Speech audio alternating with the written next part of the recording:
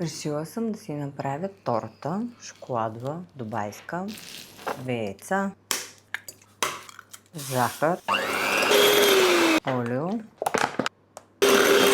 Това го оставяме на една страна. Смесваме си брашното, какао, бак пулвер, сол. Размесваме го добре и изсипваме в течната смес. Изсипваме сместа.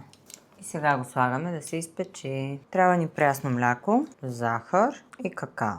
И бъркаме, за да се разтвори хубаво какаото и захарта. Сега взимаме тортата, надупчваме я с един шиш, хубаво навсякъде, и заливаме с топлото мляко. И оставяме да си поеме добре. Сега ще си направим ганаша. Трябва ни сметана, начупен шоколад и го заливаме с сметаната. Слагаме и малко масло. За своя очамфастък ще използвам крънч джара на Epic Cheat. Ето сега хубаво го разбъркваме. Крънч джара на Epic Cheat е без захар. Използвам крема на Epic Cheat, защото използват висококачествени италиански кремове и шоколади. Просто са страхотни. Аз използвах почти целия буркан. Нека да има повече крем. И сега заливаме с шоколадовия ганаш. И сега го оставяме да стегне за малко и режем.